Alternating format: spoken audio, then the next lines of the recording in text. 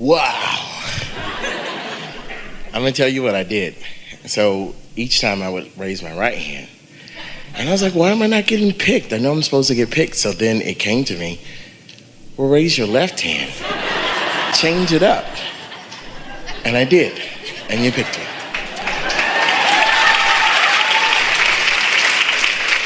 So, what did he really do? I got in the receptive phone. What did he really do? He changed his expectation.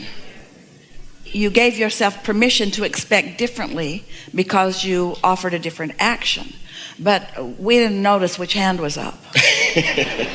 But you felt the change of my expectation. There was a shift. Yeah. There was a shift in your expectation. Expectation is a wonderful concept because expectation is the marriage between desire and belief.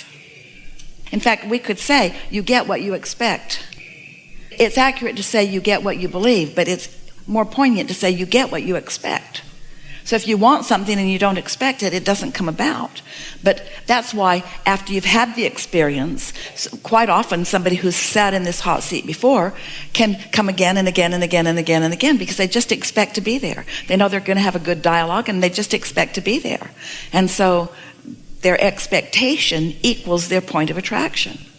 You think Abraham is choosing you. You're choosing you. You're choosing you. You're choosing you. We're just the cooperative component.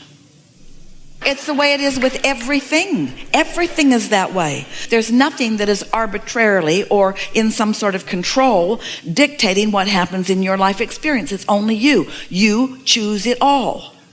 But a lot of times you're not choosing it deliberately. That's why we're talking about these tools that you can use so that you can choose in ways that are more satisfying to you. So what did you want to talk to us about? Along those lines of expectation, because I believe that too. I believe that nothing ever comes out of the blue, but it has come from you. And I've learned that from you, that I'm learning to pay attention to what's coming into my experience, and I'm learning that it is... And making the correlation between what is coming and how I've been feeling about it. Because there's such a meaningful correlation between those two. Sometimes, though, it's challenging. It's challenging to make the correlation. Because it's coming too fast or because you're not paying attention? I don't know. Well, it's both. You're not paying attention because it's coming too fast, or you're out of focus. In other words, it's easy to get complacent, isn't it? Yes. Anytime you're focused upon facts and manifestations rather than emotions, then you're really not paying attention to what matters. Then you're just regurgitating life. As you're just observing what is, you're regurgitating because you're just creating more of the same. And we say, things are changing all the time. And people say, no, they're not. It's not changing in my life experience. It's different faces in different places, but it's the same old, same old, same old, same old. And we say, that's because you're giving an inordinate amount of your attention to what already is and not enough listening to the new stuff that's coming. And you say, well, it's not fun to listen for the new stuff. It's too subtle. It's too subtle. I want big, bold stuff. And we say, it's true. Most humans would rather feel negative emotion than no emotion because you think you're getting stuff done.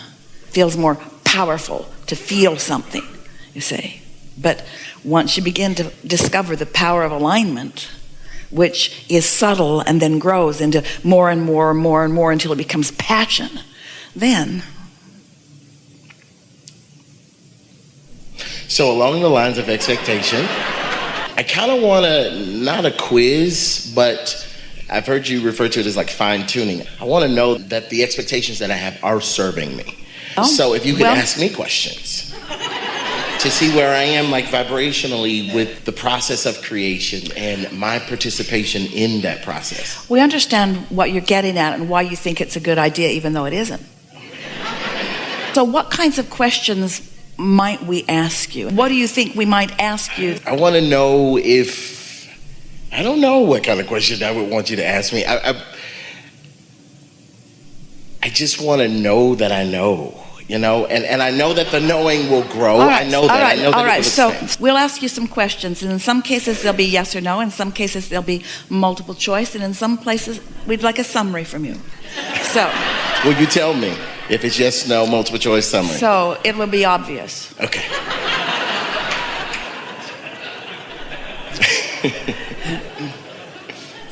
Do you have a reason for being here in this physical body? Yes.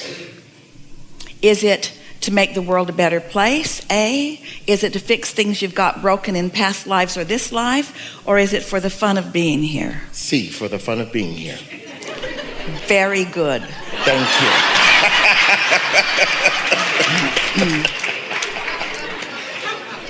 Are you a vibrational extension of source energy or of the devil?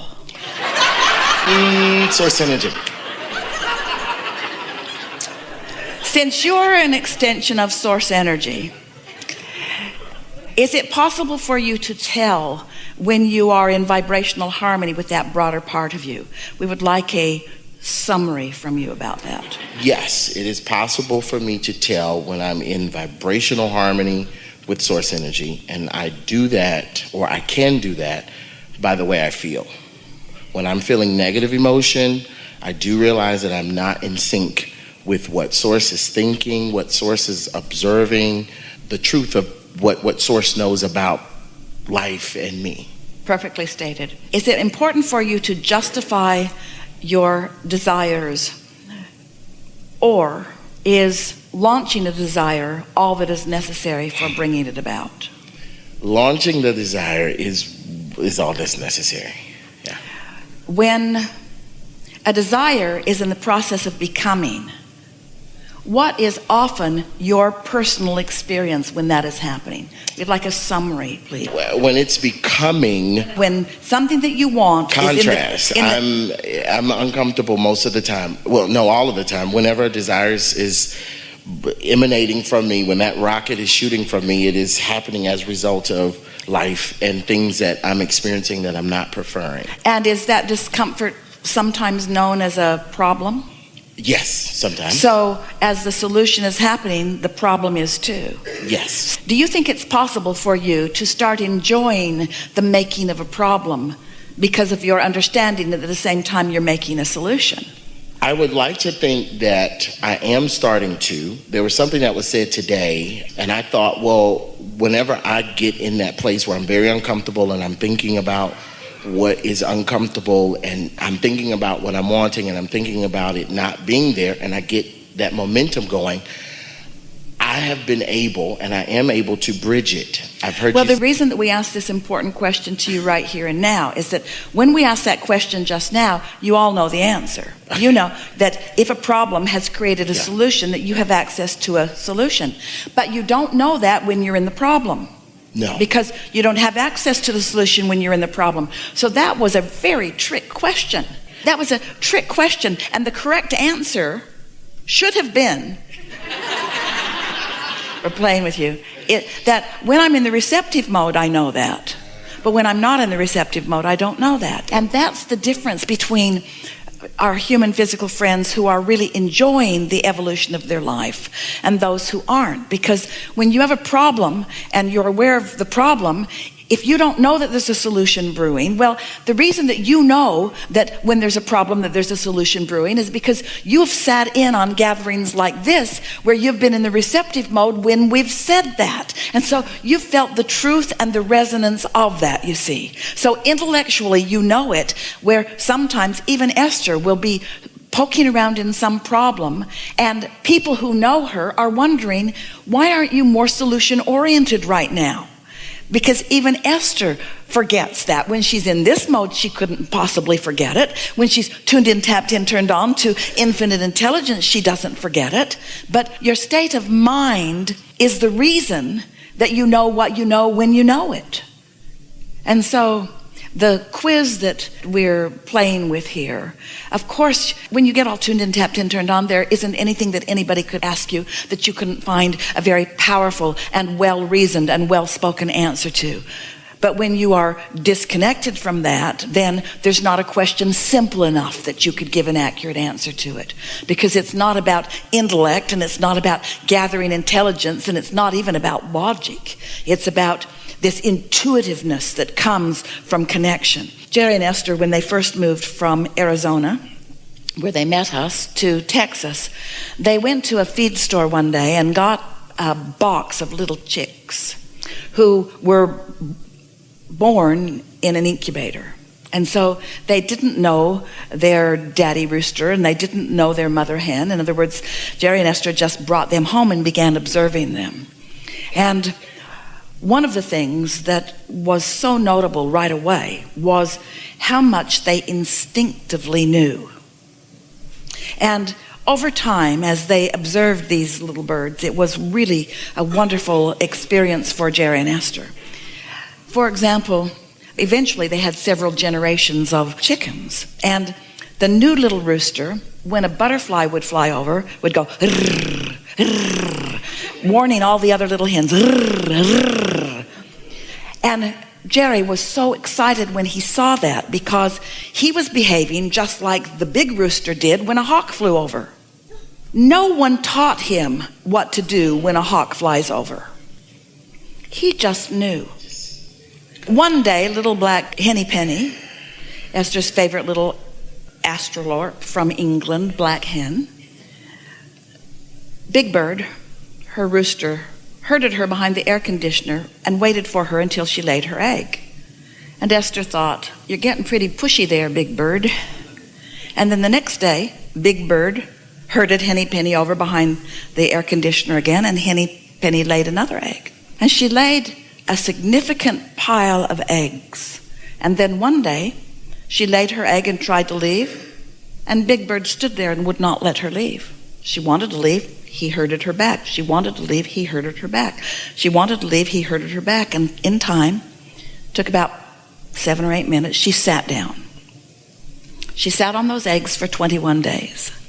And Big Bird brought her a grasshopper and a beetle and a little piece of this and a little piece of that and a little piece of that and a little piece of that and a little piece of that. And then on the 21st day, little eggs began to pop and little feet began to come out of the eggs, and there were 7 chicks out of this pile of eggs. So the little chicks right away were on their feet. They didn't have feathers. They looked like they had fuzz or fur. And the mother bird stayed very close to them, and they stayed very close to her.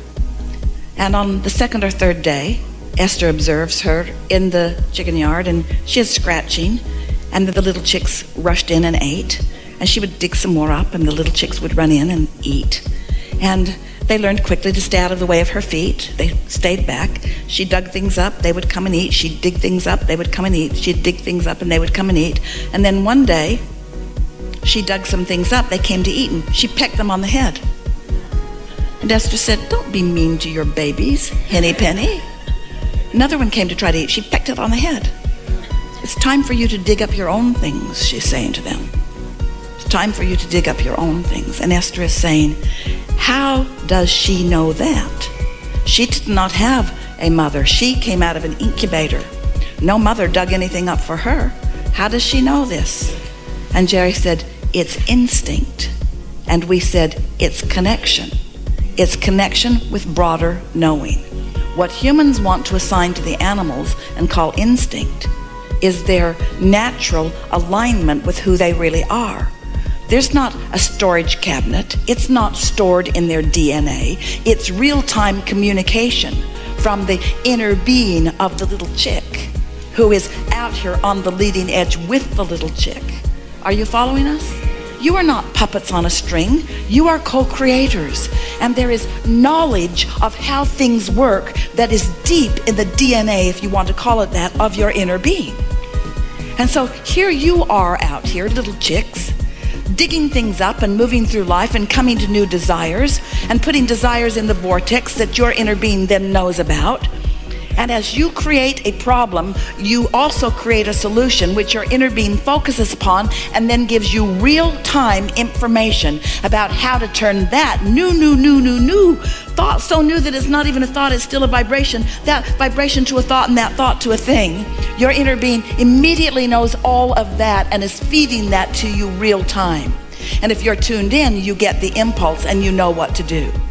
You don't have to get it from a book. You don't have to go to some sort of school to learn how to satisfy your own quests in life experience, you see.